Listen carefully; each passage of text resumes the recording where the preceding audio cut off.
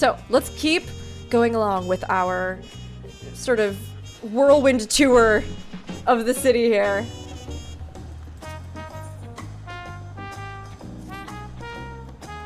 We'll head west next, towards the Arch of the Dawn. The dirigible landing is on the way. You have dirigibles too. Tuliyollal certainly doesn't want for methods of travel. We get by. Now, if you've seen enough of this area, let me know, and we'll continue on. I did do a really thorough look around Wuklama, although I'm sure there's still some stuff that I could discover, but let's keep going. Kryl, anything else new to say? Creation stories are often rooted in true events. Given the similarities, could it be that Tuliyoll's legend was inspired by Heidelin's clash with Zodiac? The Arc of the Dawn is on the other side of the city, so speak up if you see something that interests you as we walk.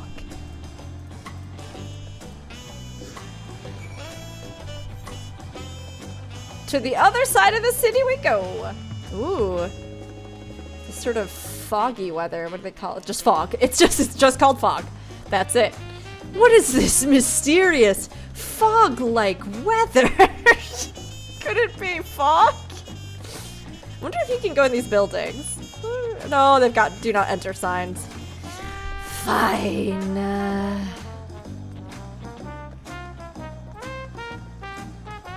was a cute little adventure outfit.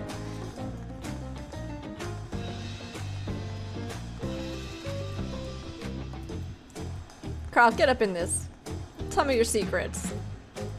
I'm still struggling to conceive how one could construct an entire city on the side of a mountain. This was originally the site of a Yakui temple. The giants built it when they were first making the bridge to Dawntrail to appease the god who slumbers in the great ocean trench. After the Yakui withdrew, the temple stood empty for centuries. So when Papa was establishing his new nation, he saw a structure he could refurbish into a palace, sitting practically in the center of Tural. He gathered artisans to do the work, and the houses they built for themselves became the foundation of the city you see today. Speaking of houses, we'll be passing through the Resplendent Quarter, the biggest residential district in Tuliyollal. We climb these sets of stairs here, all the way up. A residential section, you don't say. Every single time we get some sort of new place, everybody's always like, housing ward. I'm over here like one day Final Fantasy XIV will do instanced houses, and then yes, we will all get a house in all of the major cities with a new expansion that we can acquire. Either through some kind of rep grind, or guild purchase, or... Oh, hold on, we had a little conversation here. Let me see if I can run back up and trigger. Oh, baby! Oh! Oh! Oh! Oh! Oh! He has uppies! He's doing uppies and he's a tiny baby and his head is the whole size of an adult's head, but his whole body is so small! Oh! Look at the feeties! I'm sorry, we're normal. We're normal here in how we experience things. My shoulder has been so stiff lately. Have you tried heated springstone? My cousin swears by it. More babies. Oh! Let's play tag. You're it. Such... Like, they're beautiful, but they're such dumb faces and I love them. They're really playing tag. Aww. How cute. This reminds me of the vignette that's behind one of the buildings in Gridania where there's a bunch of kids playing games like this. And honestly, I love that they have this throwback because not only is it cute to see some of these kind of like, I don't know, little games and imagine what they play here, like these little log jumps and stuff like that. But also the fact that it kind of, if you've been playing this game for a long time, or if you even just, you've started in the starter cities and you happen to notice that, it brings to mind the fact that no matter where we are, no matter how far apart on the globe, that we all share a similar lived experience in at least just the basics of being children, growing up. Like, sharing food. The cultural details might be different, right? But kids play everywhere in any period of history, any time, any place, any culture, any and it does kind of make you realize that, like, yeah, maybe we're far from home, but honestly, the things that make home home are a shared experience for people worldwide.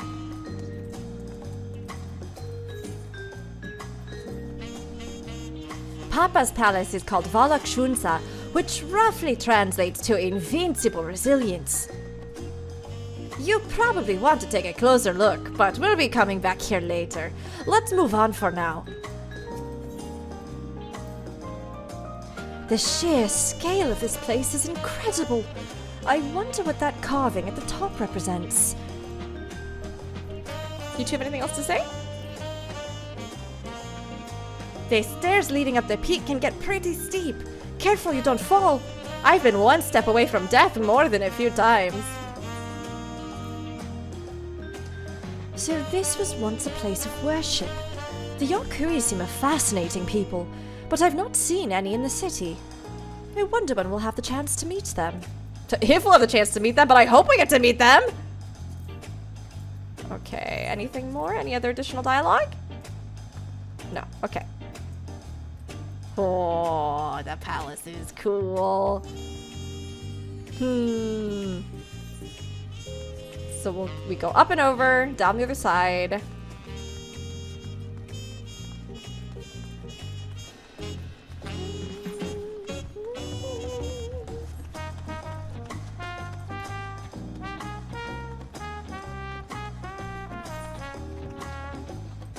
Is there more dialogue over there for me to get? I tried with both of them, it didn't seem like it. I'm always so paranoid, I'm like, hold on. Was there something more? Was there more? Can I get any other additional lore?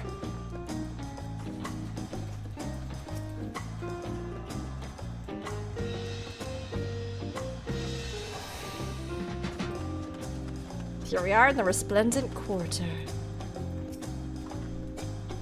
So this is the Resplendent Quarter. What manner of people live here? Oh, we have residents from all the Octoral clans. Mamulja, Zibral, Pelu Pelu, Moblin, Hanu Hanu. We also have Tonawalta? Tonawalta? Maybe? We also have Tonawalta, Hetzaro, and Shetona who moved south from their ancestral lands in Zaktural. In essence, it's a gathering of people from every corner of Tural. A true representation of Tuliyollal's diverse character. The adornments on each building contribute to the eclectic cultural aesthetic. It's all so beautiful. I'm glad you think so. Come, we continue down the stairs.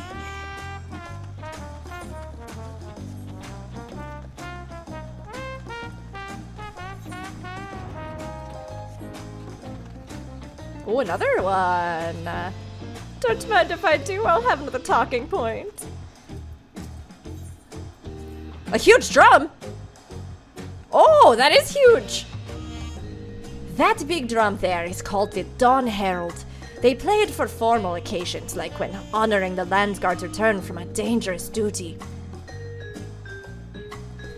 I tried hitting it with my axe once and ripped the skin. Earned me a proper scolding, let me tell you. I think that was the time Papa held me upside down by the ankle.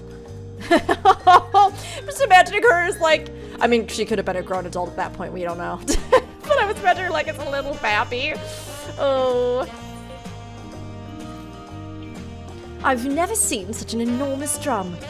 What would one even use to beat such an instrument? Magic, wind magic.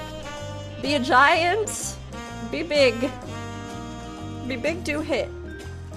I mean, like, don't do hit, you know. Do a hit, not nice. Unless somebody deserves the hit, and then I guess. You know what? I guess do a hit. Oh, you can see people up, so there's like little platforms. So I imagine there, like, people must stand on all of those, and perhaps they all try to hit in unison, or maybe like different portions of the drum might create slightly different sounds. So perhaps you could... Alpacas. someone's sleeping. Oh, I didn't think they'd be over here. Oh, their faces are cute. Oh, their ears wiggle. Oh, they're good. Oh, sorry, but the drum, yeah, sure. Maybe they hit different parts at different times. Doesn't matter. The alpacas only matter now. The alpacas just made a long journey, so I'm giving them a bit of a rest. That storm really churned up the trails, and my fairly good friends are having a harder time than usual. They're so fluffy. There, who's my pretty girl? Alpaca keep! There's a version with the little saddlebags! Welcome. If it's an alpaca you need, then look no further. Before we get you saddled up, I'll need you to add your name to our register. Okay, oh, his little helmet. Oh, we got a little bridle. Oh man. That's cute though. Alpacas are cute, but also maybe alpacas aren't as mean as llamas. I don't know. And sometimes they're not mean, but I have not yet met either alpacas or a llama that was like super friendly. One time I did take Bebop for their birthday. I reserved us like an Airbnb on a farm that had a bunch of alpacas that you were supposed to be able to go out and feed every day and pet. And those alpacas could not have cared any less that we were there. I was like, this is gonna be so fun. We'll get to pet the animals and hang out with them every day. And we would show up and they would just be like, bye Felicia, and they would like leave and go to the whole opposite way. We got one of them to eat out of our hand once. But you know, maybe it's different elsewhere, or maybe if people know how to train them right, I don't know. Maybe they're just like that. It's also possible. But they're definitely pretty cool animals, and there's a lot of different ways that they've played a huge role in, you know, societies. And here are our dirigibles. Not bad, eh? I hear other nations use airships to sail the skies, but you'll only find balloons in Tuliyollal. We have them for the exact same reason as the Aetherites. Koana brought back the plans from Charlian, and Papa thought them fantastic and commissioned their construction. This was around 3 years ago. Since that time, we've added flights to other settlements. Trade with frontier communities has never been easier. But that's enough about dirigibles. The Arch of the Dawn awaits.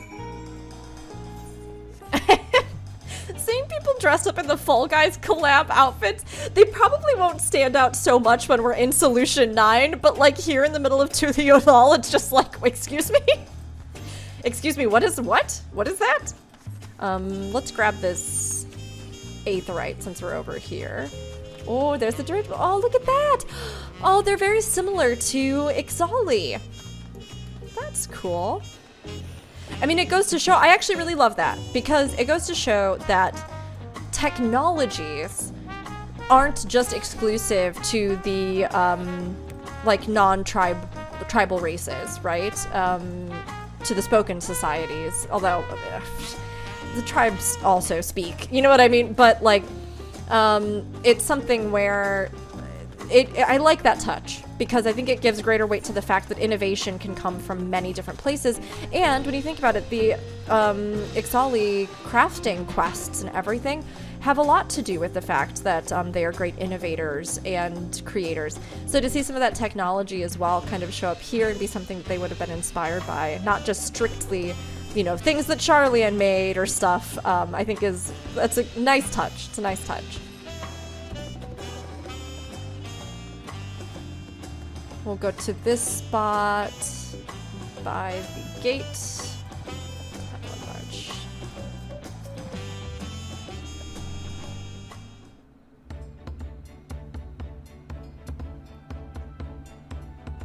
This gate's open. This is it, the Arch of the Dawn. When the giants were still here, it was known as the Dawntrail Landgate. But when Papa founded Tuliyollal, everyone began using its presence name in honor of his great achievement. Through this gate is Kozamauka, the wetland south of the city. Depending on what the rite of succession asks of us, we might end up going in that direction. So we will go that direction. Kozamauka. The name alone is intriguing. Speaking of which, what were those fluffy animals we passed earlier?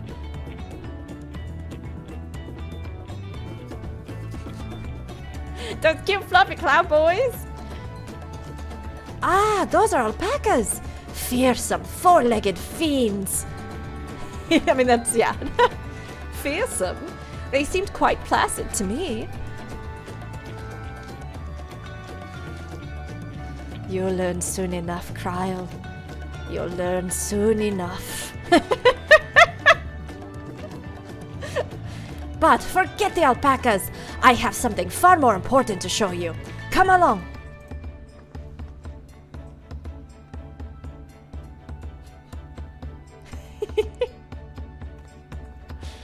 Here we go. It's really good. You'll learn soon enough. Aha! So we'll go down this walkway.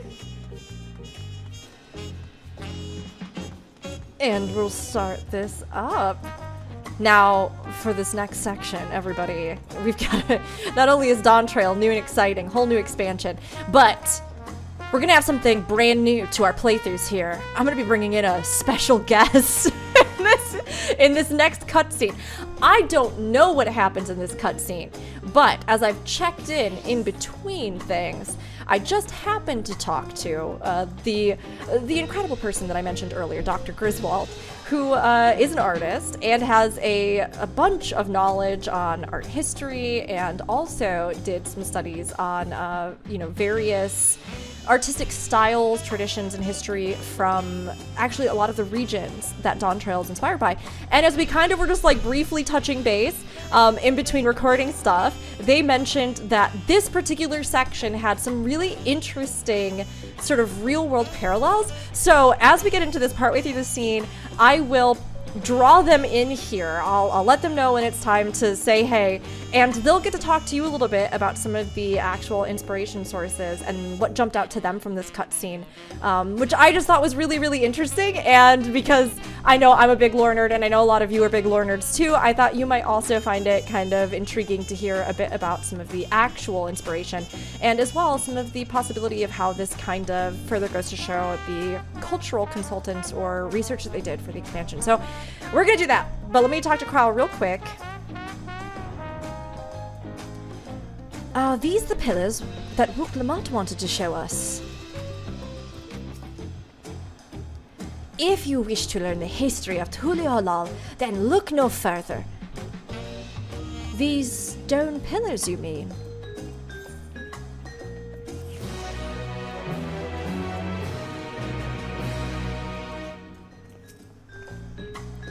Heh, this spot captured Kryl's attention. What is special about these pillars, if I may ask?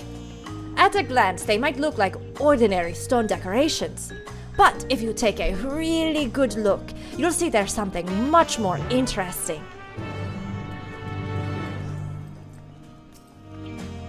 The following event cannot be skipped. Inspect the stone pillars.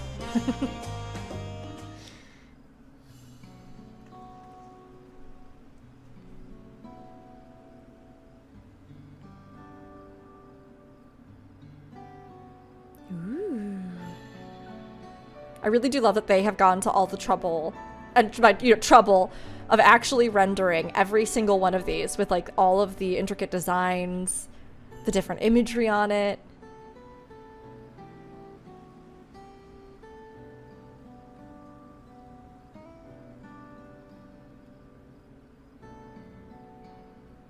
Very cool. Pictures? Wait, no! These are glyphs! They seem to tell a series of stories, many of them featuring a two-headed Bakool Ja Ja. Oh, then this must be... That's right. It follows the exploits of my father, Bakool Ja Ja, and his journey to unite our lands. We call it the Tuliyollal Saga.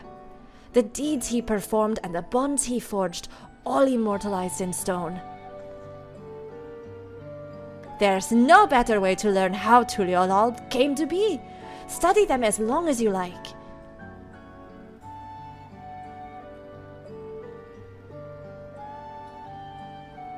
Oh, they like let you actually, oh, that's kind of neat.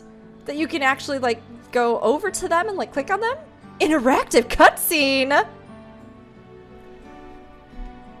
Okay, so I have clicked on the first one to the left, but we're gonna take a quick pause in the cutscene here because I'm going to call in Dr. Griswold. Are you here? I am in fact here. I am, in fact. I'm so sorry. Would you rather not be? Do you? I can let you go if you'd rather. No, I'm so excited. I can't wait to share my thoughts on this. Okay, so already we had mentioned at the start of the cutscene about glyphs, and I'm curious because I've heard you talk about this a bit before, but would you want to actually share with everybody a bit about like what these glyphs even are, what like the real world parallel is? Of course. So to start, this is probably most likely based off of Mayan hieroglyphic writing. The signs are pictorial, i.e. they represent pictures of real objects, animals, people, time frames. It's more clear in some lays than others. Most of the time it seems that it's mainly the prominent characters displayed. But the important thing to note is that these are very similar to lintels found in Yaxchilan, which is in modern-day Chiapas, Mexico, between the rival city-states of Palenque and Copan. I hope I said that right. And this spot is well known for, well, first, Yaxchilan is the Mayan word for greenstone, which is the site of a great deal of high-quality relief carvings made from limestone. Sorry, I'm very excited. I know it's really nerdy. I love it. No, it's so good. Please, as if we're not all nerdy because we play Final Fantasy 14. Come on. And these lentils were commissioned. They were made to be seen. These were featured particularly in the drawing room-esque area belonging to Shield Jaguar and his consort Lady Chalk, who was one of the few females represented, females of prominence represented in architectural works. She's very rare, very singular. It's a very famous lintel that is currently located in the British Museum in London and hasn't been returned to Mexico, where it should be. Come on, British Museum. But it is this prominent scenery. So every time you see these things, it's to depict a very key moment in time for that culture or that city-state. I heartily recommend going to check out Lintel 24 because it's one of the things that changed my perspective on the importance of Mesoamerican art and like the beauty and the culture therein. And as Rook pointed out earlier today, it seems they did work very hard with some cultural consultants to give this the due respect it deserves. By showing these off in a way that is not hurried, you get to inspect it the way you want to. You can further glean, bits of the story that you might not have otherwise had the chance to if you give it a few more minutes, And like I said before, some of these lays show them more prominently, but you can make out little Mayan-esque glyphs on the edges that lend themselves to, extra iconography. So please, by all means, just know it's from Chiapas, Mexico in the late classic period that the inspiration mostly stems from. I could say more, but I don't want to. I want you guys to enjoy Dawntrail. This is how we enjoy Dawntrail, Gris, by getting nerdy about all of the lore inspirations. So with glyphs, were glyphs like what we would think of as runes, where they were like word writing, or were glyphs something more within this kind of art style? Were they kind of just like representative, like smaller pictures? Did they represent like concept, ideas, words? Was it? Those are excellent questions, and it's it is both the spoken language, and each glyph was representative of an item or a person or a thing or a creature. There's specific ones that mean more than others, depending on the allocation of dots over actual imagery. Like there's one glyph that's literally the face of a jaguar.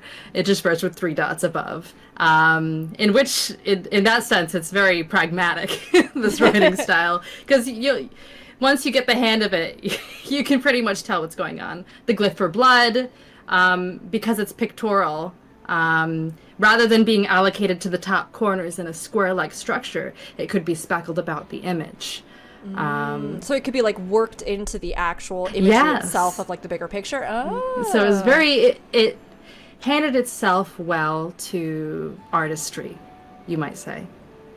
Oh, interesting. And you might know about this because you're an artiste. A little bit. You know, the organic shapes, the swirling design of each individual glyph, and they had a very kind of shapely, organic look to their inlay work. It's very nice. Please go look at it. I love it. And you mentioned, so Lintel 24, is that's like one of the reliefs? Yes, that is one of 3 reliefs found in Yaxchilan, in that specific, it was referred to as Structure 23 because we naturally have very limited information about what the structures genuinely were, how they were referred to back in their time, the time of creation. Is it okay? I giggled, but I realized that I shouldn't. Is the time of creation like the reference? Like you mean? I mean 723 when they were made. When they were made. 726 AD, which is like classic period. Yeah. I clearly am a plebeian. I giggled because I was like, oh yeah, because like they're really old. Like yes, of course. Of creation. No, I get it. It's fine. Don't worry about it, everybody. You know, I've had a lot of hype with Dawntrail, and Gris knows smart stuff about art. So good. There's a reason that I brought Gris in and I didn't try to do this. Honestly, I loved hearing about it. I know that this has been an area of interest, to you, personally, but also with your studies. So I loved hearing about it. Is there anything else you wanted to share about them? Or are you like, that's the main thing, that's the big thing, go check out Lintel 24 and check out the real life inspiration? That's pretty much the gist of it. Mesoamerican art is rich, beautiful, and not many people get into it with the depth that I think it should be gleaned. The advertisement for it, the cultural implications, and it's really touching to me that they went so far as to depict these things in such a well advertised game as Final Fantasy XIV with a free trial up to No, I love it. And thank you so much for sharing your knowledge on it and for, just being hyped about it. And if anybody missed it earlier, this is, again, Dr. Griswold. Do you want to let people know where they can find you? I know you were just here briefly, but if any of you have been around on my Twitch channel, you probably heard me yelling about Dr. Griswold recently. Gris does incredible 14 art, and their own art as well, but we actually met years ago because they did one of my favorite commissions of all time, and we've had the pleasure of becoming close and getting to know each other. So do you want to let people know where they can find you online so that they can also get to know you or say hey? Oh, absolutely. I'm extra friendly. Come nerd out. You can find me on Instagram, Twitter, which is now X, and Twitch. And, just Discord me. I'm really friendly. Okay, all right. I'll continue and I'll take a look at all these, but I'll be keeping in mind all the things that you said about Mesoamerican art and the particular inspiration for these. Mm-hmm. Enjoy. Thank you. Thanks. Okay, with that, let's take a look at these. And you can actually see, I love this. You can see some of those, more kind of the square glyphs, just like Gris was talking about, around the edges, but then of course too within the actual larger imagery that they have here. I think in a video game too, and with their resources and stuff, right, you want to have that prominent image to be something that people can identify, but you can see some of that same kind of the shapes, the swirls, or the even the more square abstractions and stuff kind of worked in. So it's really cool to even just see it here in the game represented this way. Let's see what Wooklamont has to say about it. This pillar tells the lay of the Brotherhood. It depicts the scene where Papa granted an audience to the foreign explorer, Ket... the something. I can never remember the name. So the big figure must be Galul Ja Ja, right? And then the person kneeling who kind of has the stick with him must be the adventurer, I would assume. You mean Ketenram? Ah, that's the one. Ketenram's arrival in Tural is what prompted Papa to embark on his own journey. It's said the two grew to be close friends, brothers in spirit, if not in blood. But no one knows what became of the explorer in later years. Ketenram's disappearance is a mystery in Eosia as well. The records say he traveled between our lands and yours for a while, but then it's assumed he was lost at sea. Maybe he got uploaded into the Matrix, aka whatever's happening with Solution 9! It's just cute that you can, like, go in and talk to her more. The 4 stones closest to us cover the first half of Papa's travels. Let's start with those. Okay, so we did this one on the left. Let's do this one on the right. Yeah, you can see all the glyphs. Oh, that's so cool! This one recounts the lay of Repast. As you can probably tell, the figure depicted here is one of the Zebral, like me. For decades, the Zebral and the Mamulja were at war for control of the forest of Yak Ta'el. The actions Papa took to end that conflict have since been hailed as the first steps in the founding of Tuliyollal. There is a clan of There's a clan of Hrothgar in Boja known as Helians. In their society, the women rule as queens, and the men serve as devoted subjects. As they should be. I mean, they are queens, so it makes sense. It makes sense, is what I'm saying. Yet here in Tyrol, Zebral men and women appear to be of equal status. How dramatically culture can vary with location. I mean, the women should still be queens, but it's like, it's cool. You know, everybody's got their own traditions, and I get it.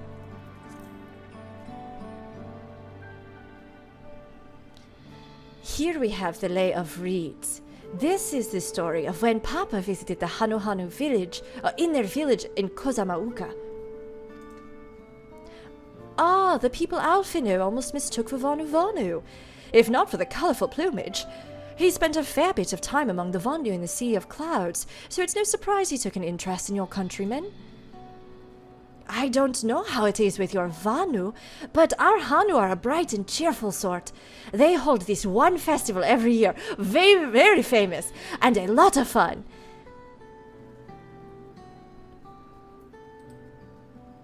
Lay of Pots. So we've had Brotherhood, Reeds, Pots, Repast.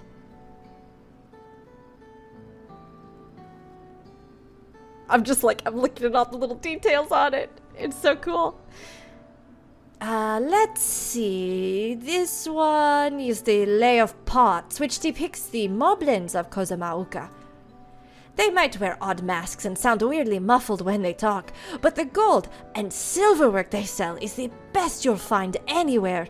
Moblin goods are the standard when it comes to gift giving.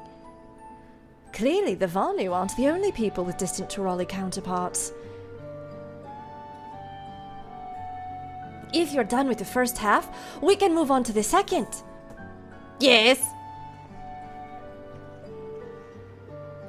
And it makes sense to integrate art into something like this, right? Because it reminds me a lot around the world in different histories, ancient world, anything like that, right? So if you're in a society where either, like, written language is something that not everybody has access to, or, you know, it's not even something that's fully developed in certain areas, right? There are different traditions or different ways that kind of happens.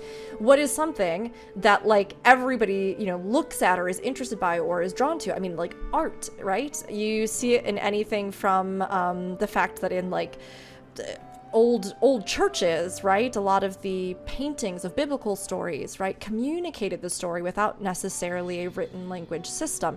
Now, of course, with things like this, like Gris was telling us, you know, there are actual correlations or ways that concepts and words or things like that are kind of communicated. But when you have art that's not only decorative, but is also part of a feature or of architecture or in places, major thoroughfares like this, right?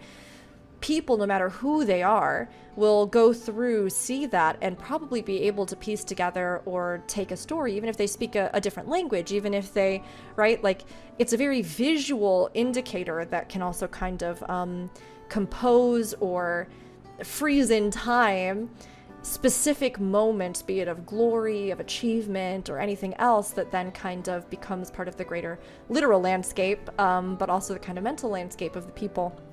So I love seeing how these are kind of like interspersed down the walkway here, and the story that they tell.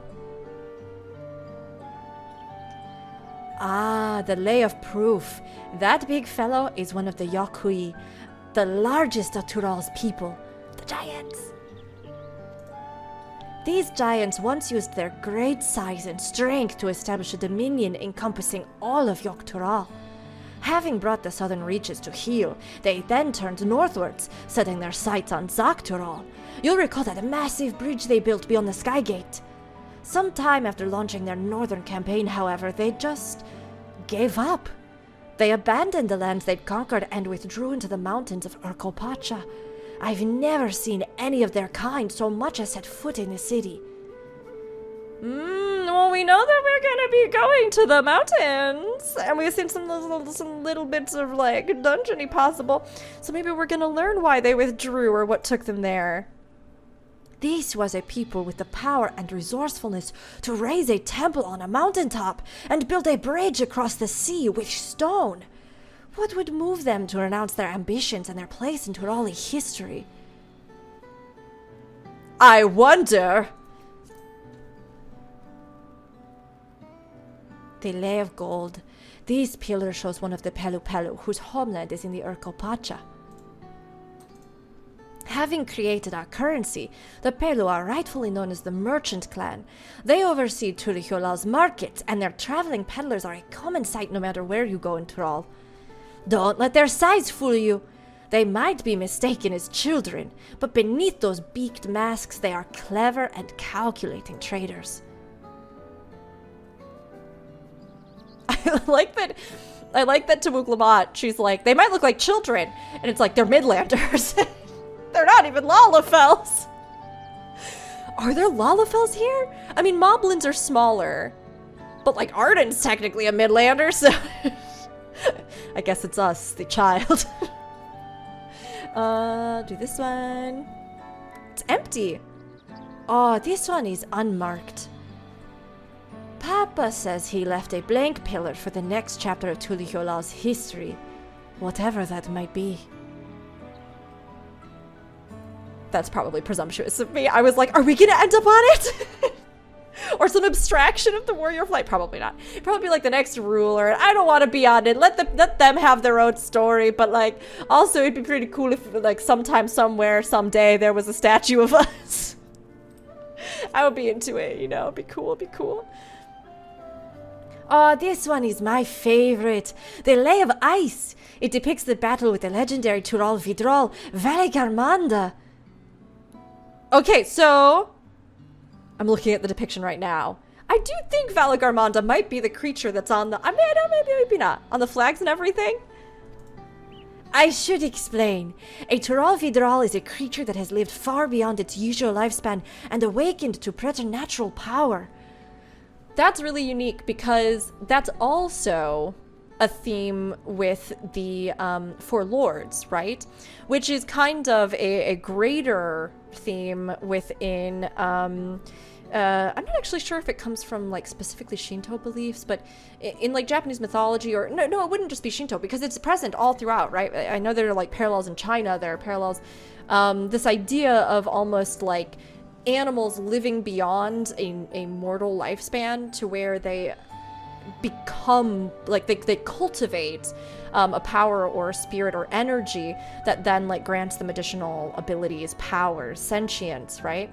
So it's cool to see something like that here. I wonder if that's meant to sort of like tie the overall world lore kind of together to give a sense of that being something that's present throughout all of this particular fantasy universe, or if there is some kind of additional parallel within some of the inspiration here. I mean, with some of the Southeast Asian inspiration in Dawntrail, I would imagine there's probably also similar mythology or parallels, but I'm not sure. Again, all there are so many different cultures that these like blanket statement, you know, South America, Latin America, Southeast Asia, right?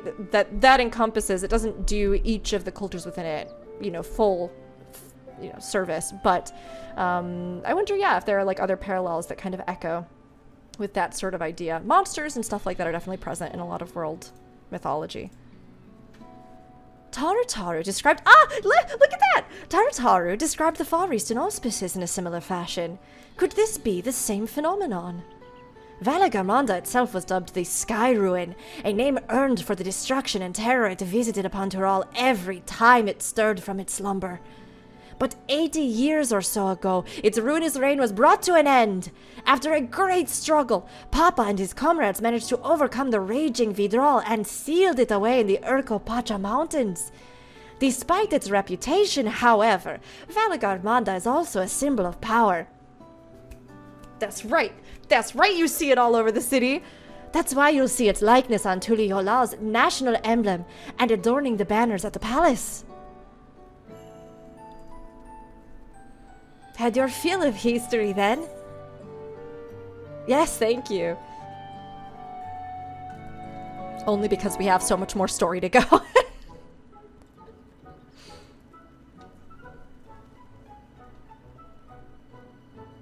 Glad to hear it. You know, I feel awfully hungry all of a sudden. No surprises there, seeing I couldn't keep anything down for a while. But now I think I'm ready to eat again. So let's go and have ourselves a bite of a local delicacy. Come, I'll take you to the best restaurant in the city. I like the sound of that.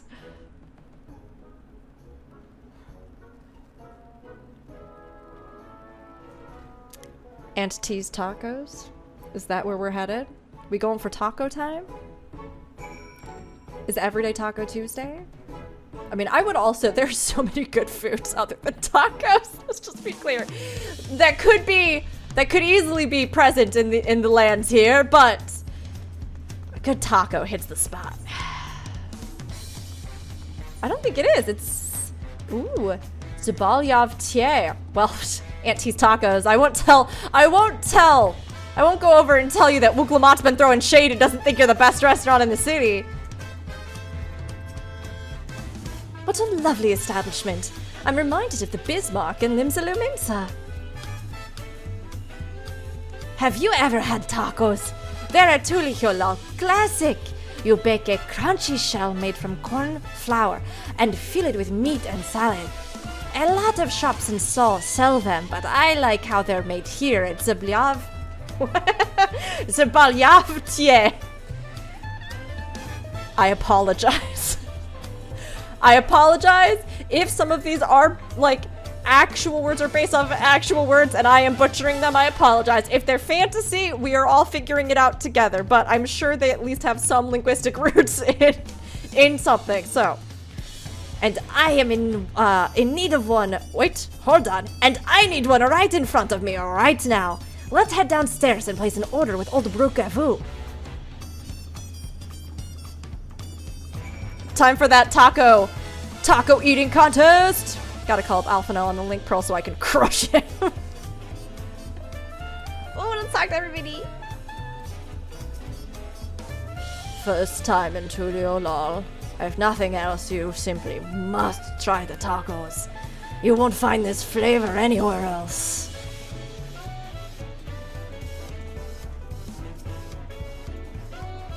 I had hoped we'd never hear about those strange customers again. Oh, welcome. If you'd like to order something, we're at your service. Strange customers? What can I get you? 2 whitefish tacos, please. Coming right up. This was just looking at me. Hi! Hello! Sajuja. I hear at DT is starting to experiment with different styles of taco, but I am loyal to Tuliyollal Tour. Whatever spices they use to season their meat, I can't get enough.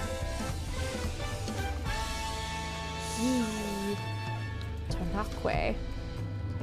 Auntie's tacos are growing in popularity of late, but I always find myself returning to Tuliyollal. When it comes to food, perhaps I'm simply not the adventurous type.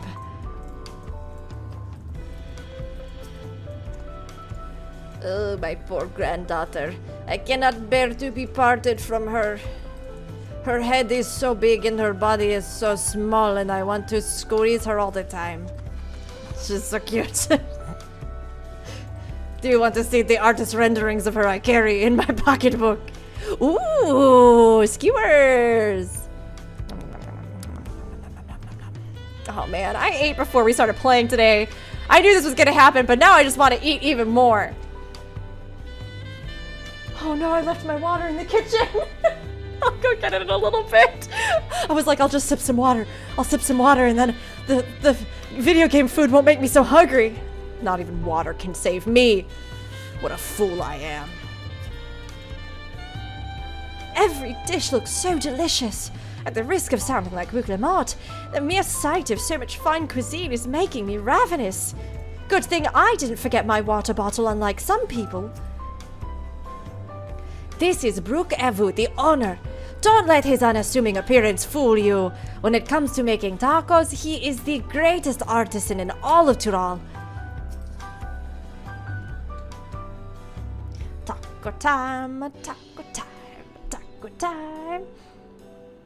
He's so pink. Oh, I'm so glad you can all be. Must sample your heavenly tacos. One for each of us, please. You can all be spared my terrible Wuklomon impression now. What a relief this cutscene is voiced. Right away, promise. And I'll pack them tight with my choicest feelings. Only the best for you and your friends.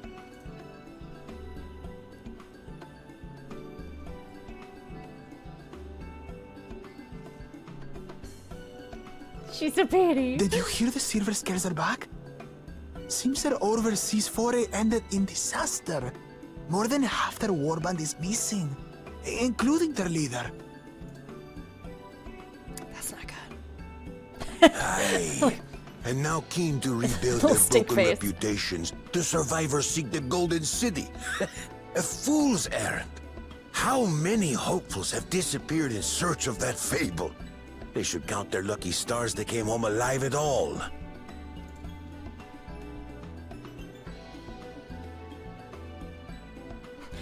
We're all clearly thinking of Aaronville and the Golden City. Known here, I take it. It is, but as no one's ever seen it, many question if there is any truth to the tale. Like our skeptical Aaronville. I can't imagine the Dawn Servant would request a formal survey for a place that doesn't exist. I mean, it's true. It's true.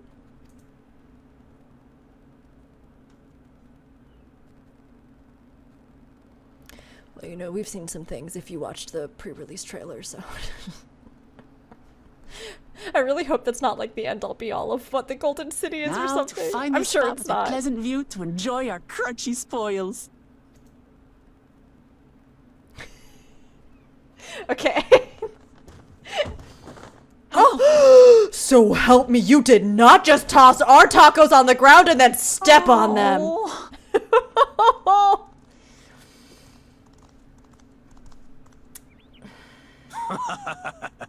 If it isn't the third promise. Oh, I see. This is the bad guy that we're going to hate. The one that she wants to stop at all costs. He's a taco crusher as well. That's it. We're going to take him down. We're going to take him down. Hold my non-existent water. We're going. We're going. We're going to beat up both of his heads. Oh, no. You're strong, baby. Stand up to him. I don't know these ones. New salt. Oh, did they like call people from across the sea salt? Dredge from foreign waters is my guess, brother. Of course, that's it. Wuklamat is so afraid of the coming contest that she went crying for special help. No, she is smart and strong, and she went further and went harder than any of you to ensure her victory, so We are not gonna let her Was down. there something you wanted, Bakool Ja Ja? The third promise remembers us! Such an honor! Glory on your name, brother.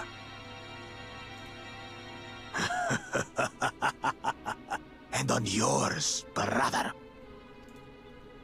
I know my rivals for the throne. Nothing more. I don't like either Another of them. child of the Dawn Servant? No, this one's stinky. This one wishes he was a child of the Dawn Servant. No, this brute. We have no ties to their farce of a family. Unlike the sneevling house cat, we are blessed siblings, the elevated chosen. We alone are fit to succeed Bakool Ja Ja as Dawn Servant. All peoples are equal in Tuliyollal. Your heritage gives you no greater claim to the throne. That's right. You tell Shall them. we test that idea here and now? See if your strength is equal to ours. Why do I feel like this is a trap? None of this has any bearing on the right of succession, correct? Best not waste your energies on pointless scuffles. Kryle does not even come up to his knee. She is so small. She's so small. But look at her being so tough in her little cat ear robe. Doesn't even come up to this man's knee, dressed like a cat, and she's gonna try and show him up. This is why Kryle's the best. This is why she's the best. She's the coolest. There's no stopping her.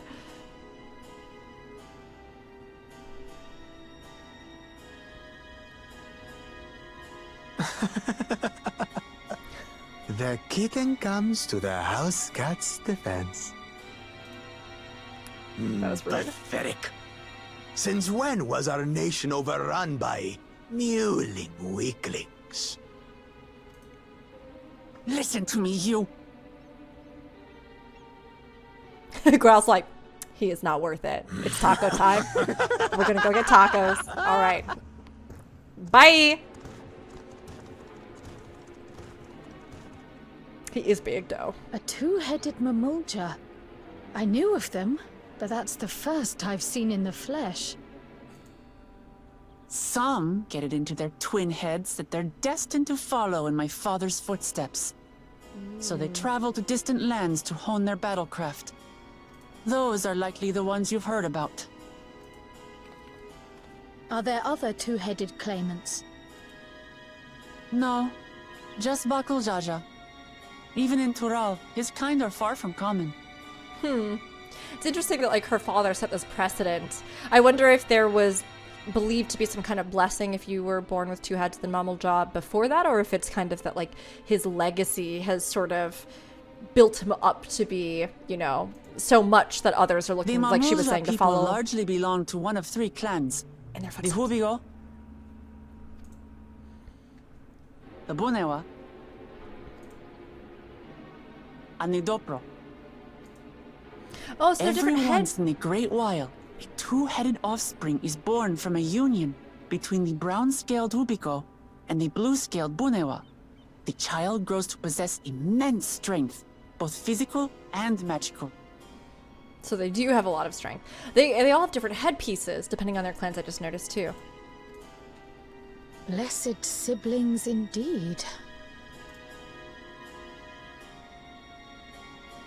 Forget them. Let's go and buy more tacos.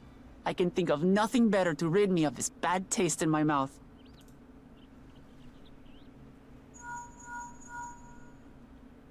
Enjoying your tour of the city, I trust. Avenue. We've seen our share of notable sights and took a moment to rest. As such, we're ready to present ourselves at the palace for the rite of succession. Shall we meet you there? But The tacos. palace it is. I'll let Wuklamart know. Well, that's the beautiful thing about tacos. They could get some more and eat them on the way, you know?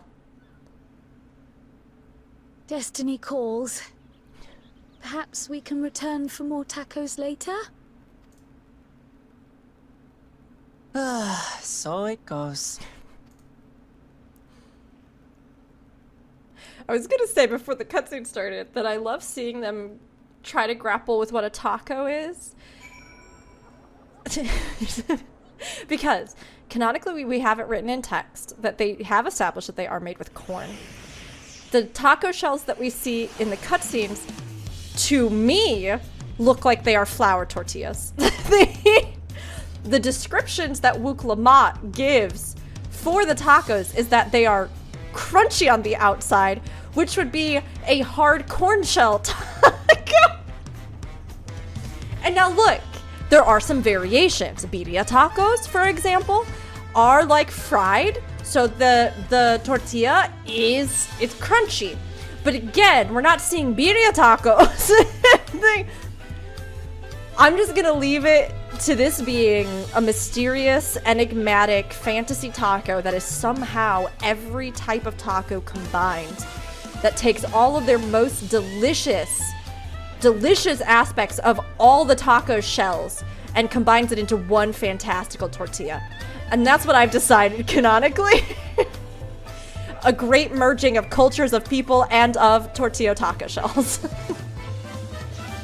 Yeah.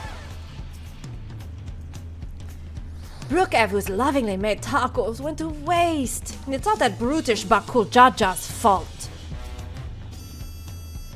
I was looking forward to trying some authentic Tuliyollal cuisine, but we should hurry and join Alphino and the others at the palace.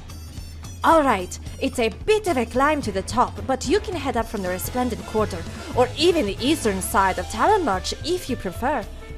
Now that you have an idea of how the city's laid out, I'll let you find your own way to Volokshunsa. Oh, my poor empty belly. Somebody please, stat! Get some tacos! Get some food! Even just pick up some fruit on the way. Please eat some food. I hope you're all taking care of yourselves too. Now I know, when folks watch this, you may or may not, most likely will be through your playthrough of Dawntrail. But no matter what, in every game session, make sure to take care of your body and your mind. Get up, stretch, eat some food, drink some water. Take breaks where you need to. Just take care of yourselves. You can't have a good adventure and stand up to unbelievable foes if you're starving and dying of thirst or hunger or just absolutely fatigued.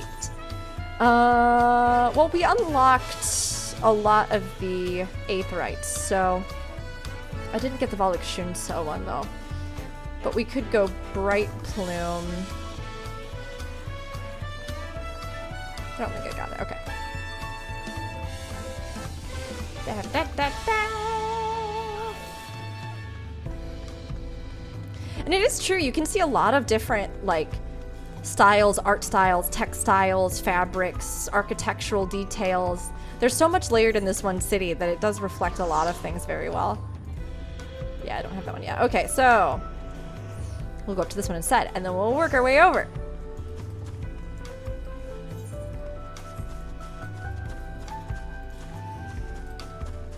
While I auto run, I'm gonna go get my water. Hopefully I won't overshoot.